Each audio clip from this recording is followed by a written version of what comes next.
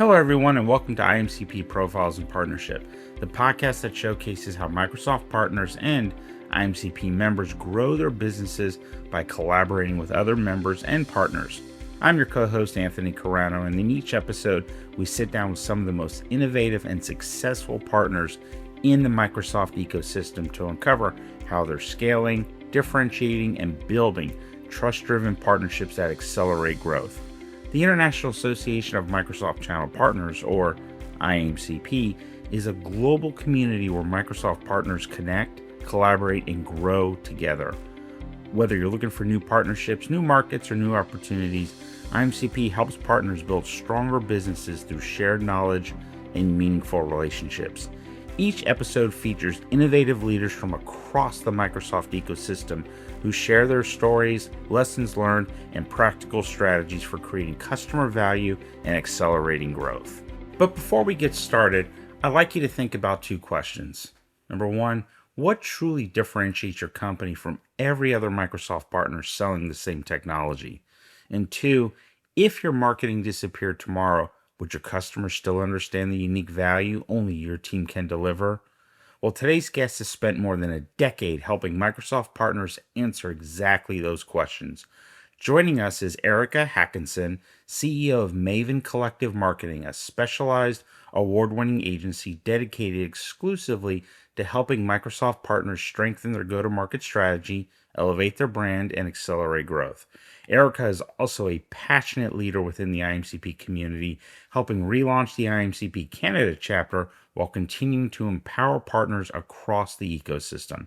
In this conversation, Erica shares why the strongest partner relationships begin with alignment, not transactions, how partners can build a differentiated brand in an AI-driven marketplace, and why communicating business outcomes, not just technology, is becoming the biggest competitive advantage Microsoft partners have today. Let's get started. Well, Erica, welcome to the podcast. We're so glad to have you. Thank you so much. Thanks for having me here. I'm excited to be here. Well, excellent. Let's jump right in. Why don't you tell us a little bit about yourself and your company?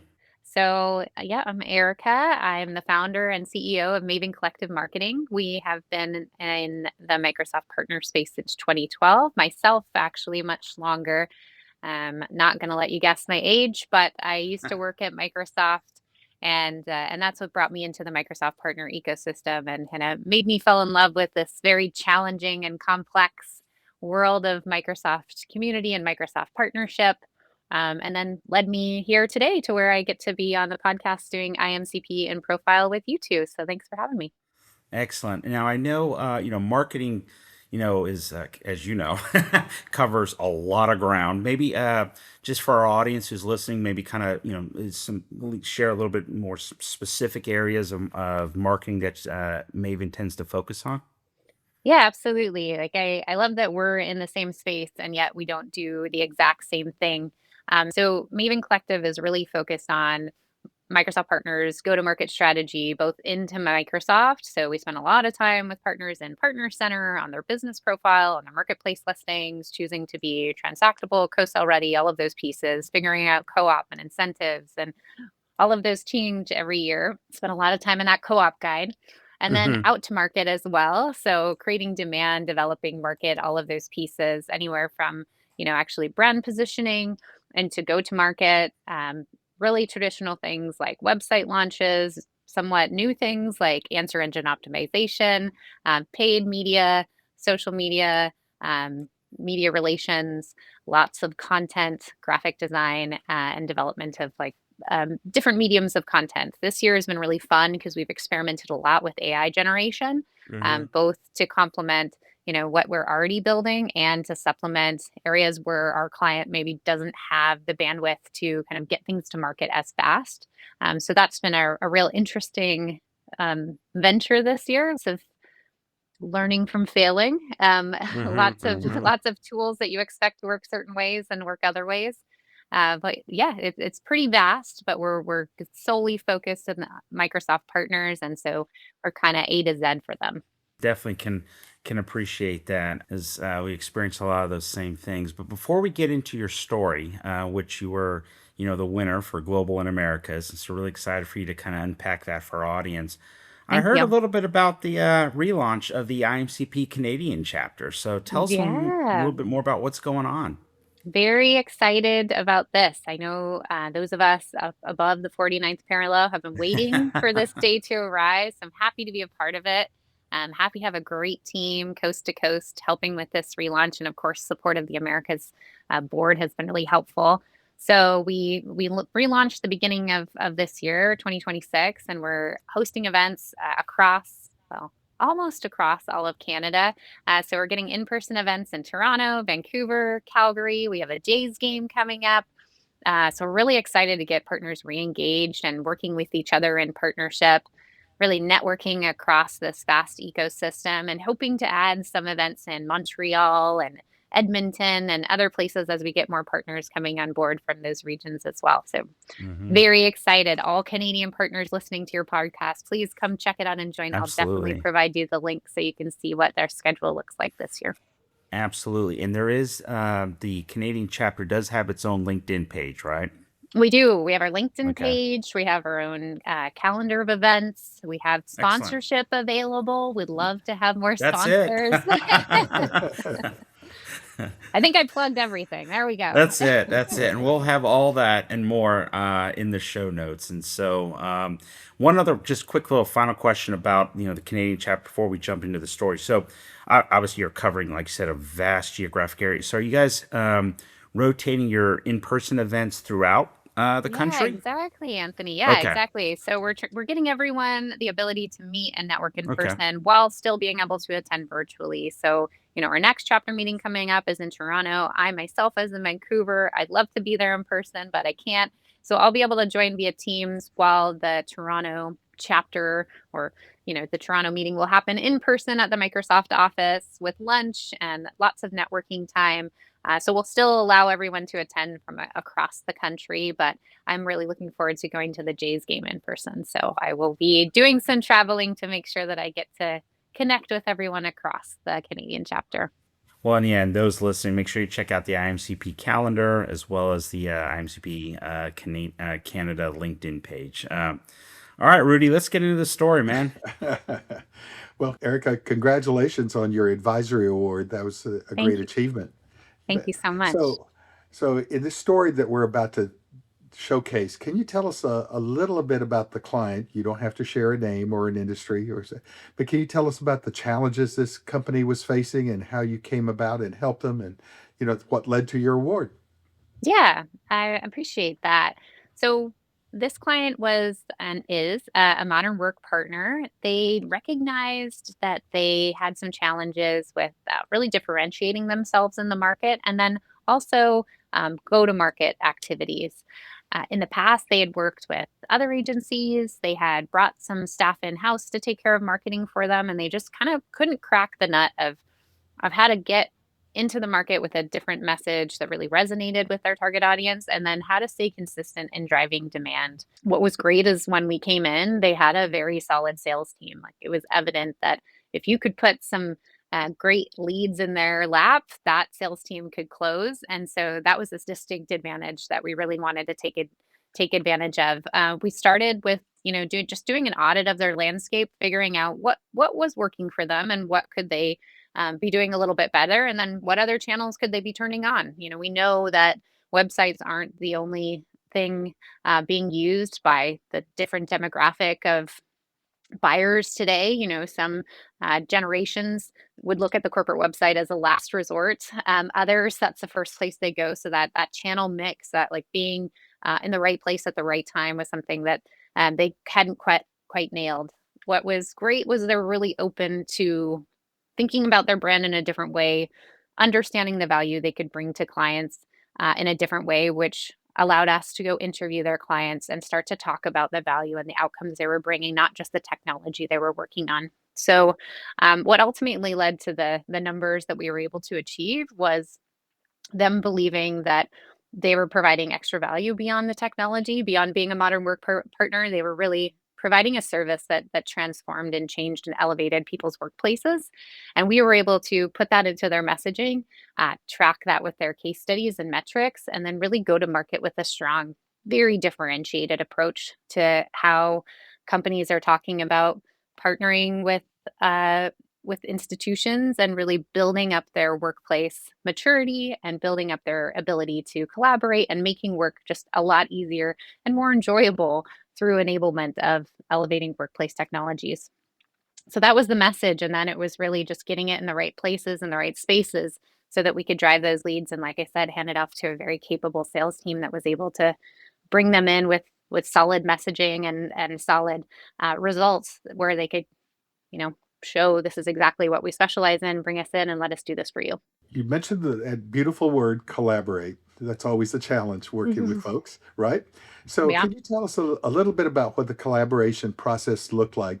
How you worked with your client to ensure that there was alignment as well as success that you achieved. Yeah, absolutely. So I know a lot of different marketing agencies kind of have these boxes and bundles that you can kind of pick up and throw anywhere. And that works from a scalability perspective. You can have two blogs and two social media and a couple of email and that's great. You know exactly what you're going to get. The problem is that not every partner can use that effectively, depending on where they're at with their maturity, depending on where they're at with their like email contact database. There's lots of different factors on whether that box will work for them. So in our world, we are very one-to-one engagement with our partners. We got to meet them where they're starting, help them understand what is working and what isn't, and then design how to help them grow based on where they're at from the day that we meet them. For some, it's, like tuning in and tuning up and, away we go. We can create success pretty quickly. For others, it's like really foundation building. And this was one of them. It was like we don't have a distinct message when we talk about SharePoint. Well, the guy down the street could talk about SharePoint. What are you selling and who can sell it for cheaper is ultimately where we're when we're just talking about technology. So we really come in and like I say, spend a lot of time getting to know them, spend a lot of time getting to know what they're doing, what's working, what isn't, being able to kind of adjust or even rebuild the channels that aren't working for them so that when we do have the right message and we can go to market, we're able to meet them where they are and start to build up those channels based on where they have had previous success and where we can build them new success. But certainly collaboration and having that understanding and having that open line of communication and metrics and being able to meet consistently and talk through strategy is the core to our success with our clients. Without that, if we were just spitting things at them and telling them to pick it up and go with it, I don't think we could achieve what we achieved in this scenario. Let's talk a little bit about like what's a pivotal moment in your journey that shaped how you approach partnerships today, and how would things look different like if that moment hadn't happened? Hmm. It's a good question. I would say I've had more than one in my career of a pivotal moment of, and I think it's partnerships I've had, it's partnerships I've helped, and when I have seen partnerships fall apart, it's often that lack of communication or lack of shared vision. It's often, one person is running in one direction, but not quite bringing the other person along. And again, kind of success for us at Maven is really being aligned and a team with our clients so that we can share that vision, those growth plans, and then help them build that success. The clients that we haven't been successful with, and I'm sure you probably could name your handful as well, are Oh those yeah. that kinda keep us at arm's reach, treat us like a pen for hire, don't understand how much strategy and collaboration is required to build that growth and success. I will say it's unique to the technology industry how much people with a very tech analytical brain think very little about the go to market strategy. It's almost like, okay, the product's totally built, and for some reason we don't have any customers. And you're like, is it on your website? Oh, it's not. like, okay, well, have You you mean even just because emailed? they built it, not everybody's coming? What? Yeah, wait. Well, have you even emailed your current customers? Who are you baiting this with? It's a lot of things like as marketers, as communicators, as people that maybe just spend all of their time in collaboration and communication that seems so like native to the way that we operate. And so when we do end up in a situation with a client that doesn't have that communication as a strong point, it's a lot of like pulling it out of them to stay connected and aligned to make sure that we can help them grow. And those clients take a lot more effort. And I will say those are also the clients that sometimes don't come around, and Yeah. we end up parting ways because we eventually know that we can't make them successful without that collaboration, communication, shared vision. hmm Well, I know obviously, in this story here, you guys had a lot of, just immense success. And I know you've had success, many others, successes. But if we can maybe piggyback a little bit on the last comment there about maybe share a time, not the customer's name, right? But maybe where it didn't go, quite as planned, and specifically like what you learned about resilience or leadership, from that experience. Mm. One stage that I'm happy to be at as an organization is very early in this journey to entrepreneurship. I was super scrappy and just taking anything that we could get in the door, whether it was a good alignment or not. I was going to learn from the client. I was going to make it a successful client, and it was just going to work. Of course, with age and maturity and experience, there are just some clients that aren't going to actually work out with you. So I would say pivotal point or learning that I've done along the way is one, on the way in of meeting potential partnerships, if it doesn't look like alignment is there, and we're a B Corp organization, we're B Corp certified. That means that we're a very purpose driven an organization. We're not after profit, we're after purpose, we're after being a force for good. Sometimes that doesn't align with everyone we meet. Sometimes there's people that, are rocket for revenue, and it doesn't matter who's in their path, and all of those different things. And if you can't get me 500 leads by tomorrow, then, we're not going to be a good fit. I'm doing better at identifying those not good fits. My sales team is doing better at recognizing when we have that first conversation, and if there's unrealistic expectations or there's not alignment and purpose and values and vision, we know that there's another agency out there for them that's going to be a better alignment, that's going to help them succeed or help them realign, whatever that looks like for them. So that's gotten better. I would say in the past, we have run into those red flags, hair flaming, trying to make it work, ending up having to fire the client, and everything feels bad. It felt bad from the beginning. It felt bad while trying to communicate and collaborate with them. And then it ultimately felt bad that we had to part ways and we didn't meet the objectives that we've wanted. Um, so in that, I would say we're just doing a much better job of finding and working with the clients that we know we can make successful because of our shared vision, purpose, and alignment. And we are also helping others find other resources that we know we're not going to be aligned to work with moving forward. I want to kind of piggyback on that a little bit too. Just and obviously, most of our listeners obviously are are tech companies, as they're IMCP partners. What's maybe one or two questions or ways of thinking about, because this whole concept around aligning around purpose and vision and whatnot to to get good fit, is there a question maybe that they should ask, or just a principle that they need to keep in mind how to get to that place, like right out of during discovery? Does that make sense what I'm trying to ask? Yeah, yeah. I mean, you would be surprised how many tech companies just don't believe in marketing, and then they want to go hire a marketing agency. Well, let me. I'm That- sorry if I can. Maybe it's Go not even ahead. just about, not even just marketing, but advice for our listeners, that because obviously for just something that maybe they can take and applying to their business. Because obviously, Mhm. you got recognized, with the B Corp certification, which is fantastic. So, what's maybe a principle from that they can apply in their business? So, it's not necessarily looking for a marketing Oh, agency. I Does that see. make? Okay. Yeah, Yeah, I yeah, see what you're saying. When they're deciding who they can bring on board correct. as a client. Yeah. Hmm. Sorry, I understand what you're asking now. So I would say one of the questions that we ask early on is goals. Like, what is the goal that you have in mind for the outcome of us working together? And that usually helps raise a few other questions. But if the goal is pretty out to lunch, Like if their expectations are not aligned with what you know this project can achieve or what you believe is achievable in that first year together, that's usually a really good first indicator to either dig in and understand, do they have some different expectations of milestones along the way? Did I understand this unrealistic expectation? Can they kind Mm-hmm. of dig in and feed that? That's usually a good first indicator for us of being able to understand that.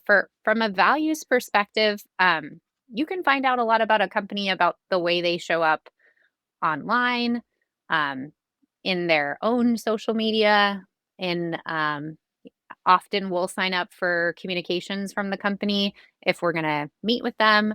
And so you can, and any media, news, all of those things, and you can kind of get an idea. We just brought on a client in the last couple months that, um, when I met them, I was a little concerned about alignment, and we were setting up some other meetings, and I did a lot more research about the company itself, and I found that they were a company that really cared about their employees. They were a company that really cared about the impact they had on their community, and they're a company that was just tenaciously, um, driven for delivering results to their clients. Like there was so much alignment in what I found when I was able to kind of go and look at the company in different ways. And since then, they've come and asked if we would sponsor a golf tournament for um, one of the families of employees that are going through a health challenge and they want to raise money for that. They just continue to impress me with how grounded they are in their purpose, in their community impact, and all of those pieces. And that's exactly who we care about and align with. Now, that's a small example. A big example is we also partner with an organization that's nearly $1 billion in revenue. They're spread out all over North America. We work with probably 30 of the employees. There's, closer to 14,000 employees. So we know a fraction. We know a fraction of who is there.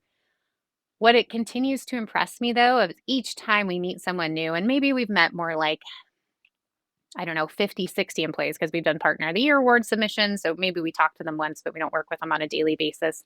It doesn't matter who I meet at that organization. They are pure excellence. Every single time I meet a new person there, it is outstanding how much they, show up prepared, obviously care about the client when we talk to them, obviously care about the outcomes for the company. They're really engaged with their employees, other employees and colleagues on the call. They're highly engaged with their clients. Um, and their mission of being people forward is evident in the way that they show up, and every single employee shows up. So small, big, like you can really see how organizations are when you speak with their people, when you check where they're focused, when you actually get down to like how they're making impact. One of their senior VPs has this organization called Give a Mile, and so he has set up this organization so people can give away their frequent flyer miles, so that when there is a imminent death coming in the family and somebody can't fly to be there on their own dime, they can use these miles to get there in time to say goodbye to a family member. It's just like the Wow. people there are so Yeah. outstanding. Yeah. They're at Yeah. every level. And that's really good. I appreciate you sharing your insights on that. And I want to bring it back around to marketing. um, Yeah. Sorry.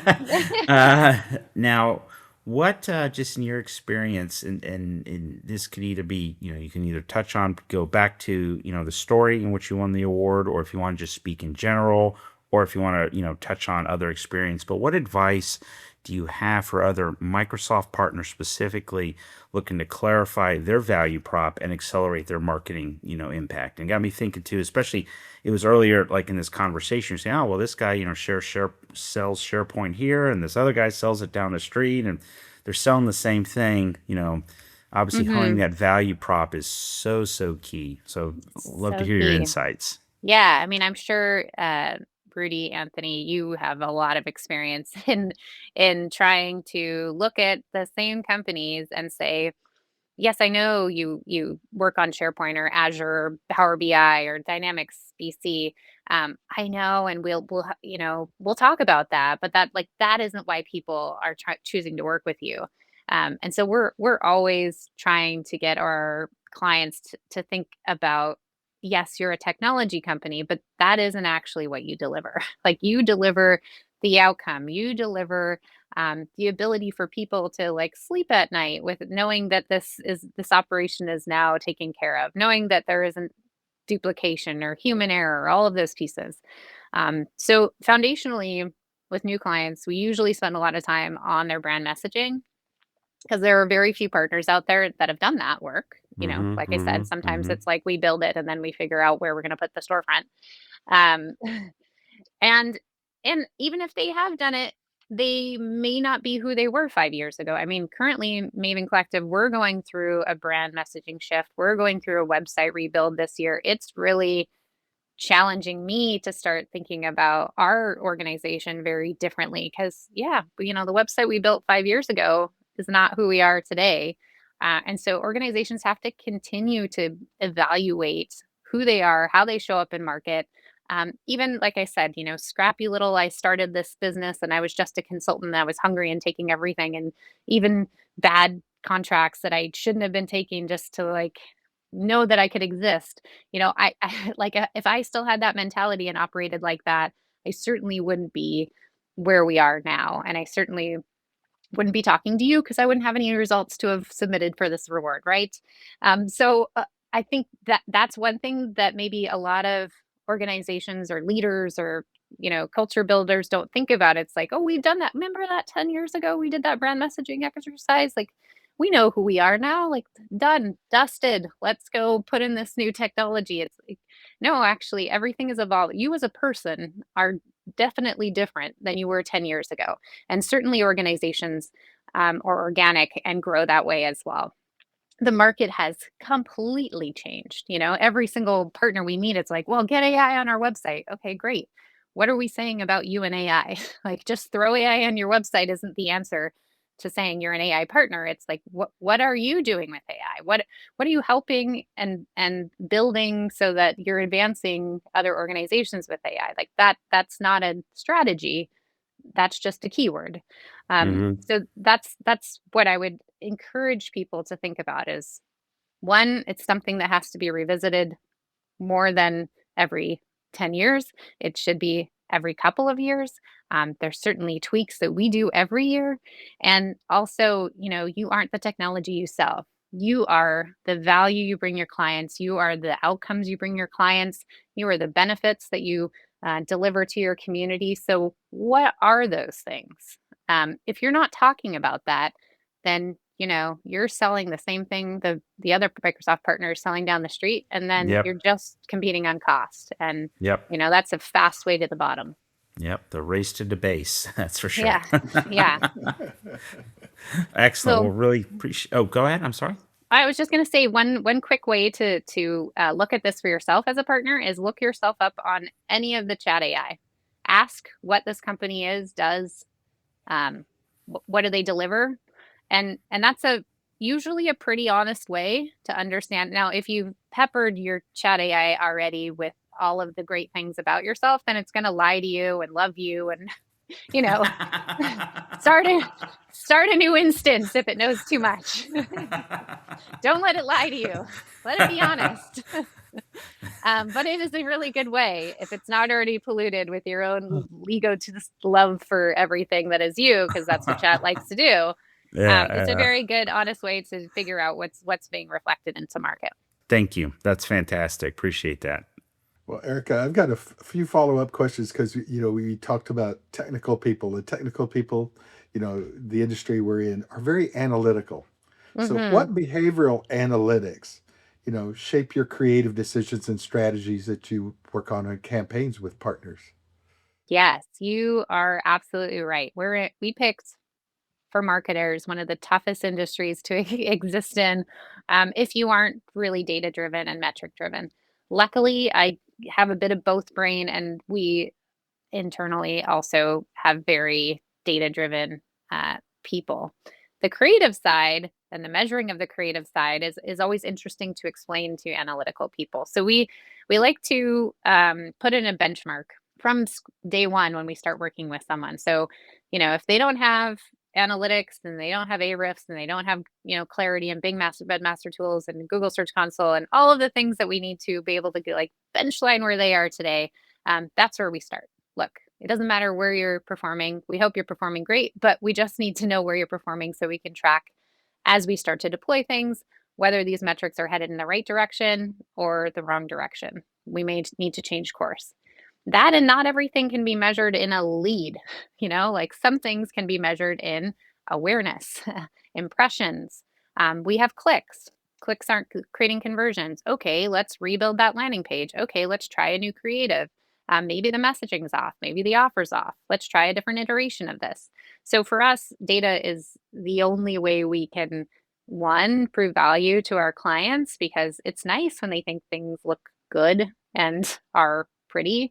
But that doesn't feed the employees and their families, right? We need to actually show them that even if it's not coming in as a qualified lead, we have these metrics and measurements that show these are things that are going in the right direction. Here's what's happening in marketplace visibility. Here's what actions are being taken. Where's the fall off? How do we help support the sales team and nurture if that seems to be like lead volume's good, but conversion to opportunities not good. All right, let's go chase that metric. What's happening over there? So it does help us lead strategy. That initial benchmark helps us focus on what needs to be improved immediately and maybe what we can layer in once these foundational things are working well. And of course, it does get us a good buy-in with those stakeholders that all they want to do is look at data. Now, sometimes they say they don't want to look at data, they don't care about data, all they care about is revenue, which is true. True, revenue needs to come, but sometimes revenue isn't a number that we can change from day one. So we need all of those early indicators that we're influencing things in the right way and we're leading to revenue. The organization that we submitted for this award, we actually there were 3 partners, one analytical, one, a bit of a, like definitely the leader and the visionary, and, one more finance focused. And the hardest one to convince was, of course, the analytical one, who was also taking care of the website previous to us. So there was some, stake in the game to say everything was going well, of course. So being able to benchmark and audit and show ways we could improve and then track that improvement, you know, started to get him on board with, okay, now I see it. That's where we were able to go through a rebrand and a re-website launch and really have influence over, you know, lead submissions and conversions and driving revenue. And actually in 18 months, we were able to double the revenue with that awesome sales team for that organization. Well, that's great and great insights. All right, so let's talk a little bit about what's taking place in the marketplace today, because this is something that partners are having a hard time dealing with right now. You have Yeah. AI and automation just reshaping the entire partner landscape. What's one area where you see partners both leveraging and underestimating the opportunity or the risk? Mm. Well, I mean, I think the obvious answer is AI. I had that. If I were to just hit it right on the nose, it would be AI is obviously the biggest opportunity that I've seen in my career, and maybe I was like entering a little after the dot-com bust, so I missed that wave. But I do think that there's a ton of opportunity with AI. There's a ton of opportunity for partners to really create unique solutions with AI. Some of the things that we're seeing partners do that don't even have a technical background with AI is pretty outstanding. Um, there is certainly a ton of risk. Like, this is not something that doesn't seep into every area of your data, every area of your business. And so, exposure of data, exposure of confidential information, your customers' information, like that level of risk, I don't think a lot of leaders are willing to take. And that's why we're seeing the slow uptake of AI outside of tech, right? I know Microsoft is really pushing partners to kind of put Copilot and AI and agents and everything, but the reality is, like, banking isn't sure how AI is going to fit into their structure and their confidentiality. And how does that work from a legal and governmental standpoint and compliance standpoint? They're just, it's there's a whole swath of reasons why there's laggards, and there will be laggards in this market because of the risk. I will say from a marketing perspective, like if we just look at our industry and our lens, it has completely disrupted the way we do nearly everything in marketing. And certainly there's some agencies that are just this, AI first everything, which I don't disagree with, but I do feel that, you know, when all human elements are lost from communication, it is going to be very difficult for a partner to stand out. So all the slop that you can put out with AI at an extreme rate can certainly get you into market and get you flooding the market.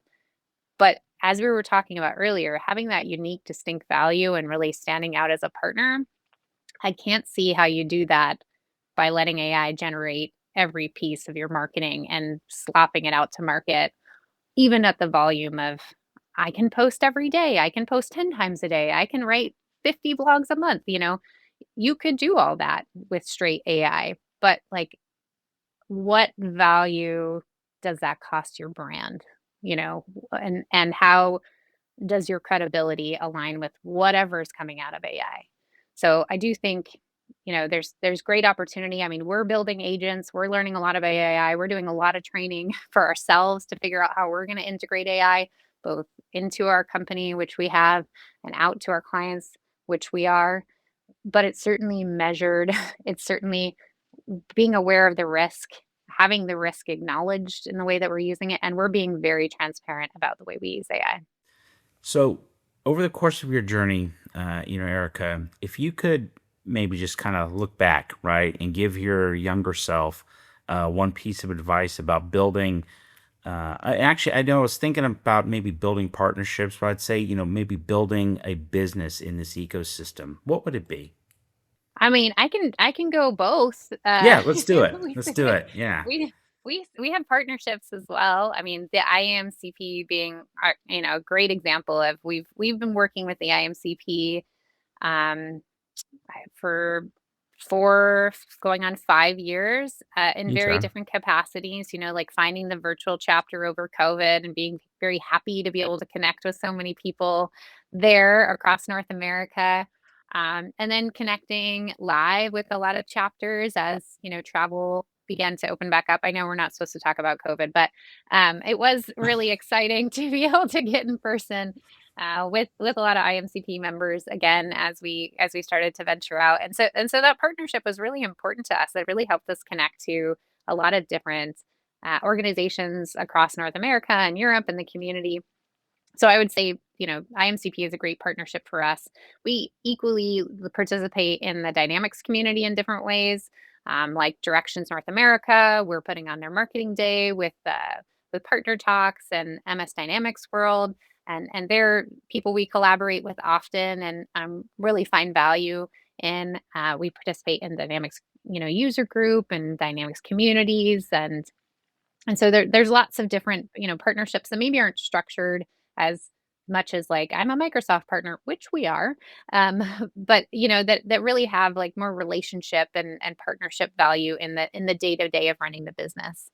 As far as growing the business or like what kind of was the catalyst that helped us change and grow, maybe it was more. It took me a very long time to bet on myself. Like Yeah. I spent Hmm. a lot of time as an entrepreneur, and I had like two very great friends that just kept hassling me, being like, you really need to be out and as an entrepreneur. Like it's great, you're growing businesses and you're helping them exit, and it's awesome, but like you really need to do this on your own, both for yourself to show you can do it, and like what's the worst thing what would happen? You'd go get a job. You have a job right now. So you'd be back to where you are. So go and do that. So I think, that took me a long time to bet on myself. And then I felt like if I was going to do it, I had to do it scrappy and bootstrapping. And, if I could give myself some piece of advice, I should have taken or tried to take finance in so that I could have been bigger, faster, had the help I needed sooner, stop trying to do it all, um, try to control it all, own it all for so long because that really kept me, small and limited to my own thinking, until I was, ready to grow. And I'm really glad that unlocked for me, but I should have taken on finance. I should have done it sooner. I haven't taken on finance. I'm still that idiot that still hasn't taken on finance. But like if I could have done it again, I should have gotten myself to a level where I had support and had the ability to grow and work on the business sooner. No, that's excellent. Excellent advice. Well, Erica, this has been a wonderful conversation. Really appreciate your insights and your perspective and wisdom on all this. But before we wrap up, I just kind of want to hear maybe what are some of your last thoughts on how partners, can, successfully, or know their success with their partnership with Microsoft.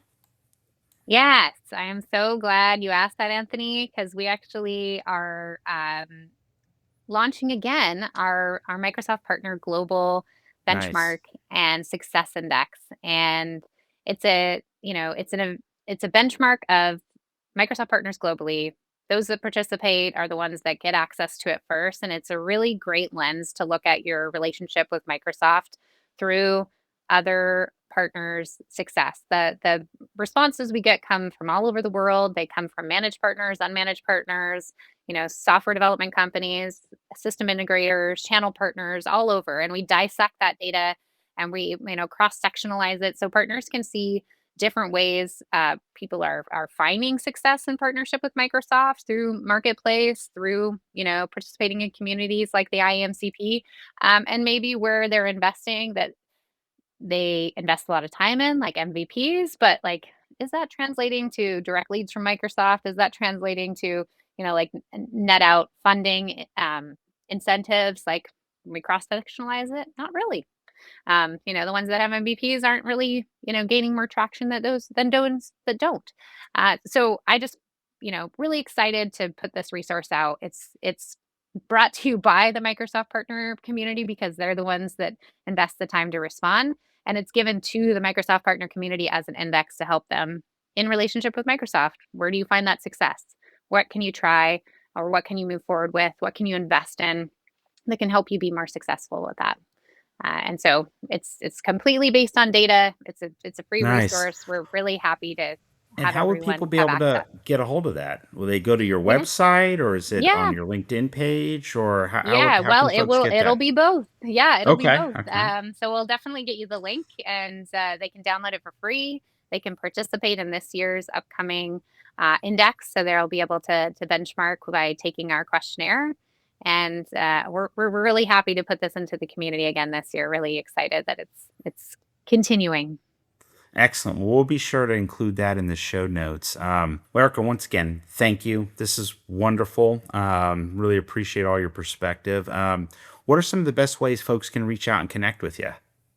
Oh yes, I'd love to connect. Well, come to the IMCP Canada chapter. Okay. I joke.